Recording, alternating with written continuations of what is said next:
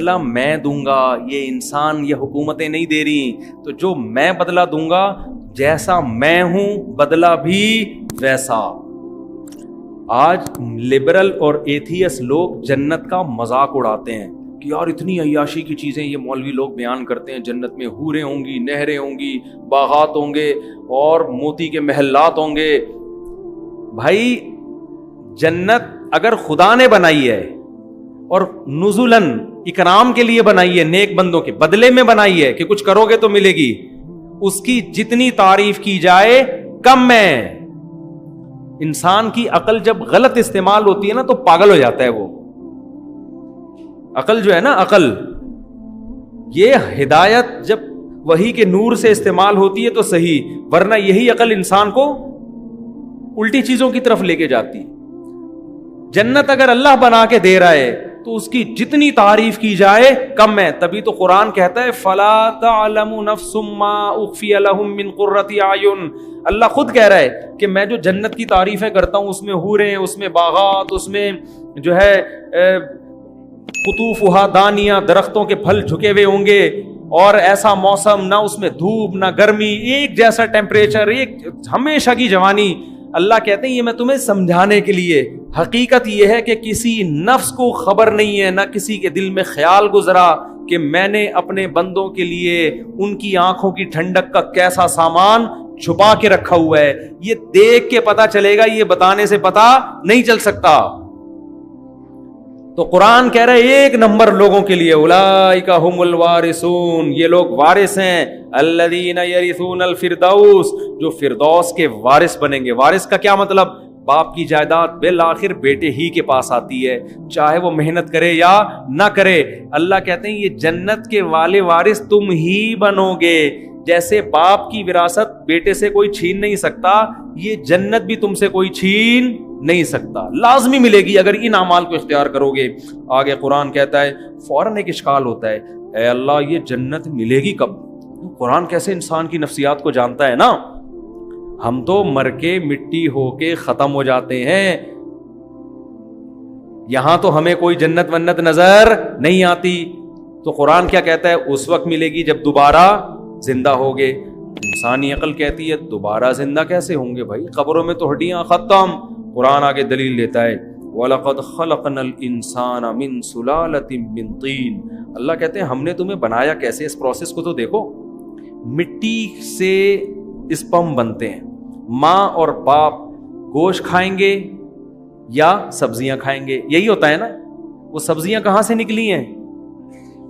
بے جو ماں اور باپ جس سے ایگز بنتے ہیں اور اسپم بنتے ہیں وہ کس خوراک سے بنتے ہیں نا۔ وہ خوراک یا تو گوشت ہوگی یا سبزی ہوگی۔ سبزیوں میں آلو ہے، پیاز ہے، ٹماٹر ہے، پالک ہے، جو بھی ہے، گوبھی ہے۔ آپ زمین کو کھودتے ہو، اس میں کیا آلو پیاز ٹماٹر نظر آتا ہے آپ کو؟ اتنا سا بیج ہوتا ہے، اس بیج میں ایک سافٹ ویئر انسٹال ہوتا ہے جس کا کام یہ ہوتا ہے، اگر وہ خربوزے کا بیج ہے اس میں ایک سافٹ ویئر ہے جس کا کام صرف زمین، گوبر، پانی، مٹی کو میسج دینا ہے کہ اس دفعہ گوبر، پانی، مٹی کے ملاپ سے خربوزہ بنانا ہے۔ وہ صرف اس کے لیے رکھا ہوا ہے، وہ بیج خربوزہ ہے نہیں۔ تبھی وہ بیج تو ختم ہو چکا ہوتا ہے تھوڑے دنوں میں۔ آم کی گٹلی زمین کو میسج دیتی ہے کہ پانی ملے گا، دھوپ ملے گی تو کیا بننا ہے؟ آم۔ وہ مٹی ہے جس کو ایسے خوبصورت مراحل سے گزار کر ہمارا رب انار، آم، خربوزے، انگور بناتا ہے۔ اور گوشت جب کھاتے ہیں تو وہ گوشت بھی جانوروں نے زمین کی چیزوں کو کھا کے، وہ بھی کس سے؟ اسی سے تو گوشت بنتا ہے۔ مٹی ہے، قرآن کہہ رہا ہے جو اتنے پروسیس سے گزارتا ہوں، سب سے پہلے مٹی سے، مٹی کے خلاصے سے تمہیں میں کیا کرتا ہوں، تمہیں میں نے بنایا۔ ثم جعلناہ نطفۃ، پھر میں نے اس کو نطفہ بنایا، اسپم بنایا۔ اسی خوراک کے ذریعے کیا بنتا ہے؟ باپ کے جسم میں، مرد کے جسم میں اسپم بنتے ہیں، جس کو قرآن نطفہ کہہ رہا ہے، فی قرار مکین، اس کو ماں کے رحم میں ایک مضبوط ٹھکانہ دیتا ہوں میں۔ آپ نیٹ پہ سرچ کریں، ایک قطرے میں ملینز جرمز ہوتے ہیں، ملینز، جو خوردبین سے نظر آتے ہیں، لیکن اور اتنے دھاگے جیسے، لیکن اللہ کہتے ہیں ماں کے رحم میں اس کو زبردست ایسا پاورفل ٹھکانہ دیتا ہوں کہ ٹس سے مس نہیں ہوتا، ہل نہیں سکتا وہ اپنی جگہ سے۔ جب کروڑوں اسپم میں سے ایک اسپم کامیاب ہوتا ہے نا ماں کے بیضے میں انڈے میں جانے میں, تو ایسا اس کو مضبوط ٹھکانہ دیتا ہوں. ثم خلقنا النطفة علقة, جیسے ہی اس کو ٹھکانہ ملتا ہے اس منی کے قطرے کو میں خون کے لوتھڑے میں تبدیل کر دیتا ہوں. یہ پروسیس کتنا عجیب ہے, لیکن ہمیں عجیب کیوں نہیں لگ رہا؟ اس لیے کہ ہم اپنی آنکھوں سے ہوتا ہوا دیکھ رہے ہیں. ورنہ مٹی سے منی بنانا, منی کو پھر خون میں تبدیل کر دینا. پھر اللہ کہتے ہیں فَخَلَقْنَا الْعَلَقَةَ مُضْغَةً, اسے پھر گوشت میں تبدیل کرتا ہوں, لحم میں. پھر فَخَلَقْنَا الْمُضْغَةَ عِظَامًا, اسی میں ہڈی پیدا کرنا شروع کر دیتا ہوں. گوشت سے کیا بن رہی ہے ماں کے پیٹ میں؟ ہڈیاں بن رہی ہیں. فَكَسَوْنَا الْعِظَامَ اللَّحْمَ, اس ہڈیوں کے ڈھانچے پر خوبصورت گوشت چڑھا دیتا ہوں. ایک عجیب سی چیز نہیں نکلتی بس گوشت ہڈی بن کے, پراپر پورا انسان بنتا ہے. اسی منی سے اس کا دماغ بن رہا ہے. جب ماں روٹی کھا رہی ہے, کھانا کھا رہی ہے, اس بچے کا برین بن رہا ہے. اتنی باریک باریک رگیں بلڈ کو سرکولیٹ کرنے کے لیے کہ ان رگوں کو اگر آپ کھولیں چاند سے گھما کے زمین پہ لے آئیں, اتنی بڑی پائپ لائنیں ہیں جن میں خون سرکولیٹ کرے گا.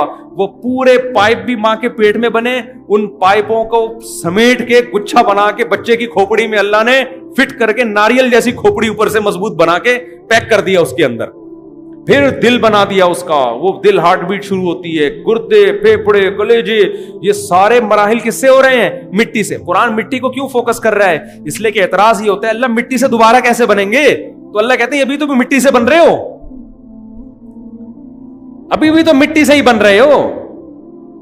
یہ تو تم نے اپنی آنکھوں سے دیکھ لیا کہ مٹی کیسے خربوزے میں تبدیل ہوتی ہے, مٹی سے کیسے آم بنتے ہیں, مٹی سے کیسے گوشت بنتا ہے, مٹی سے کیسے منی بنتی ہے, مٹی سے کیسے ماں کے بیضہ بنتا ہے. پھر ان کا ملاپ سے اسی خوراک سے پھر جو مٹی سے بنتی آ رہی ہے اسی سے بچے کی آنکھ, ناک, کان, دل, دماغ, جگر, گردے, پھیپھڑے, کلیجے, یہ ساری کی ساری چیزیں بنتی ہیں. قرآن کہتا ہے ثم انشأناہ خلقا آخر, پھر ایک بالکل الگ تخلیق بنا دیتے ہیں. نخرجکم طفلا, بچہ بنا کے تمہیں ماں کے پیٹ سے باہر نکال دیتے ہیں. یہ بالکل الگ چیز ہے.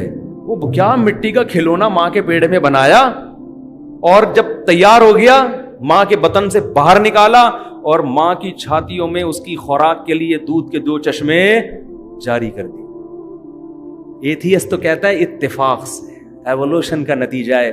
وہ بھائی ایوالو خود سے کوئی چیز اپنے آپ کو اتنے اچھے طریقے سے آٹومیٹیکلی نہیں کر سکتی. یہ کیا بات ہے, ادھر پیدا ہوا, ادھر ماں کی چھاتیوں میں دودھ, اسی مٹی سے اب کیا بن رہا ہے؟ دودھ. قرآن آگے کیا کہتا ہے؟ ثم انکم بعد ذلک لمیتون, یہ پورا پروسیس ہوتا ہے, پھر تم جوان ہوتے ہو, کھاتے ہو, پیتے ہو, اس کے بعد پھر تم دوبارہ مر جاتے ہو, مٹی ہو جاتے ہو. اب تم کہتے ہو دوبارہ کیسے اٹھیں گے؟ قرآن کہتا ہے ثم انکم یوم القیامۃ تبعثون, کوئی مسئلہ نہیں ہے جو اتنے سارے پروسیس سے گزار کے مٹی بنا سکتا ہے, وہ اس عمل کو ریورس کر کے دوبارہ انسان بنا سکتا ہے, دوبارہ بنا کے کھڑا کر دے گا اپنے سامنے. سورہ حج میں اس مضمون کو اللہ نے اور انداز سے بیان کیا. یا ایھا الناس, ہے لوگو, اگر تمہیں شک ہے کہ میں کیسے بناؤں گا, فإنا خلقناکم من تراب, دیکھو مٹی سے بنایا, ثم من نطفہ, اس مٹی کو منی بنایا, ثم من علقہ, اسے خون بنایا, ثم من مضغہ, پھر اسے گوشت بنایا. وہاں اللہ ثم کر کے پھر یہ ثم کیوں بیان کیا جا رہا ہے؟ 2 مراحل میں بڑا فرق ہے. اللہ کہہ رہے ہیں پھر اس کے بعد یہ ایک نیا کام ہوا ہے, پھر یہ ایک نیا کام ہوا, پھر یہ ایک نیا کام ہوا. سارے نئے نئے کام ہوتے ہوتے تم بچے بن کے ماں کے پیٹ سے باہر آ گئے.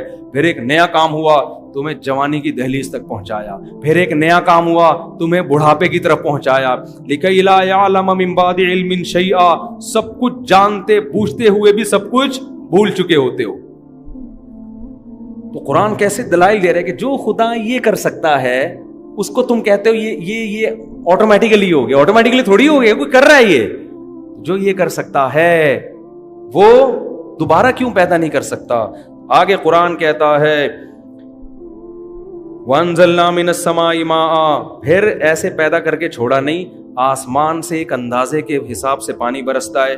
فَأَسْكَنَّاهُ فِي الْأَرْضِ, تمہیں ضرورت تھی ہم زمین میں اس کو محفوظ کر دیتے ہیں. ایسے سسٹم زمین میں لگایا ہوا ہے کہ پانی جاتے جاتے غائب نہیں ہو جاتا, ایک سطح پہ جا کے رک جاتا ہے. کیوں؟ جو بچہ پیدا ہوا ہے تاکہ وہ اس پانی سے فائدہ اٹھا سکے.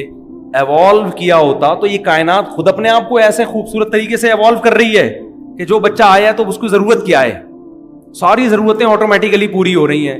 قرآن کہتا ہے اسکناہ فی الارض وَإِنَّا عَلَىٰ ذَهَابٍ بِهِ لَقَادِرُونَ, ہم چاہیں تو اس پانی کو ختم کر دیں زمین سے. یہ ہم نے سسٹم بنایا ہے کہ ایک جگہ جا کے رک جاتا ہے. پھر قرآن کہتا ہے پھر ہم نے اس پانی سے تمہارے لیے کھجور کے باغات پیدا کیے. پانی مٹی گوبر کے ملاپ سے کیا بن رہا ہے بھائی؟ کھجور کے باغات, وَأَعْنَابٍ, انگور کے باغات, وَشَجَرَةً تَخْرُجُ مِن طُورِ سِيْنَاءَ, اور زیتون کا درخت پیدا ہوتا ہے.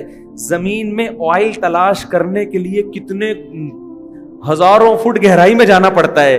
اللہ کہتے ہیں تم زمین کھودو کوئی آئل نہیں ہے, لیکن ایک درخت پیدا کرتا ہوں, اس کو نچوڑو گے, زیتون کا ایسا بہترین آئل, کولیسٹرول سے پاک اور ایسا ذائقے دار, وہ آئل میں اسی پانی اور گوبر اور مٹی کے ملاپ سے تمہارے لیے پیدا کر دیتا ہوں.